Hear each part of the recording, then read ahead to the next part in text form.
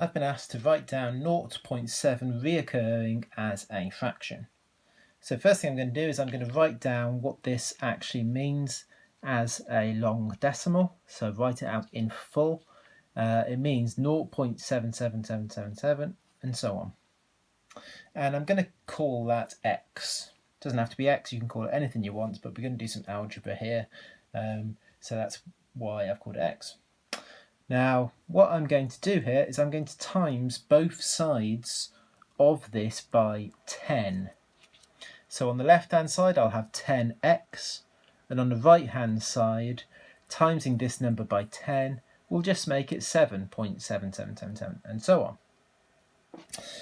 Now, what I'm going to do is I'm going to take the top line here away from the bottom line.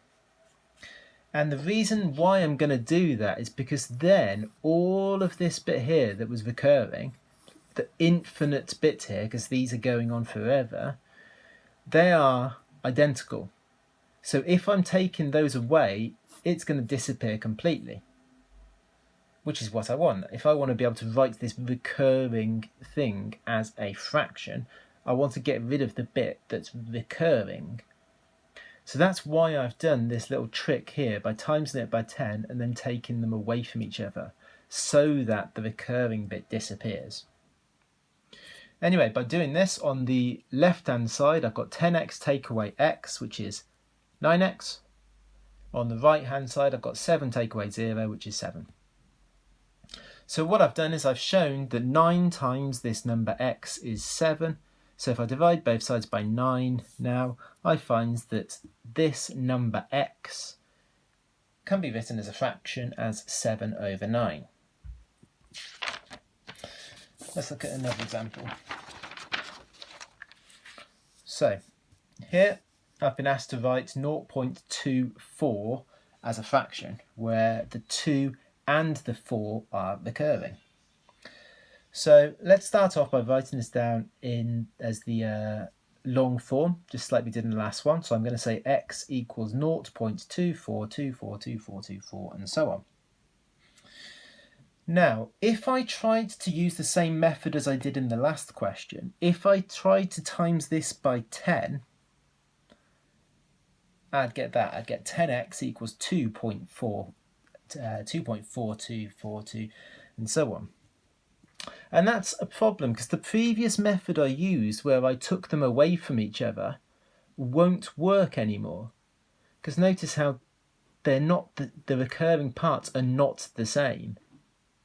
This is not the same as this. This is not the same as this, and so on. So by taking them away, the recurring parts won't disappear. So timesing by 10 is no good in this question.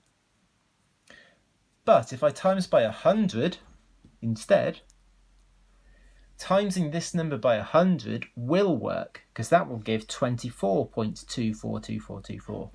And this does match up with the first. So now I can take those away from one another, and the recurring part here and the recurring part here will disappear when I take them away. This take away, this will be 0. So that will leave me, on the left-hand side, I've got 100x take away x, which will be 99x. On the right-hand side, I've got 24 take away 0, which will just be 24.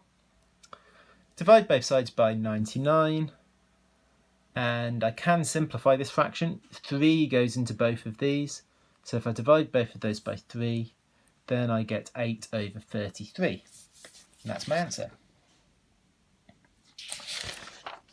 Last example for this video, I want to write 0.412 as a fraction.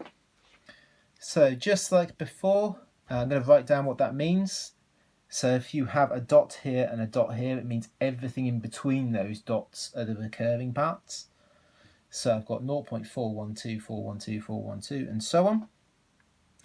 In this case, I can see that there are 3 digits that are repeating. 3 digits that are repeating. So I'm going to times by 1,000 in this example, because I know that if I times by 1,000, that's the way that I will get my 3 digits lining up. so that then I can take them away from each other and all of the recurring parts will disappear. And then on the left hand side I've got 1000x take away x is 999x. On the right hand side, all of this take away all of this will just be the 412. I can then divide both sides by 999, which gives this. And then I don't think I can actually simplify that. So that is my final answer. So in each of these questions, we saw here, I had 1 digit recurring. So I times by 10 and then took away. In this question, I had 2 digits recurring. So I times by 100 and then took away. And in this question here, I had 3 digits recurring. So I times by 1000 and took away. And the whole point of doing this is to get to the point where you've got 2 numbers which you can take away where the recurring parts are the same.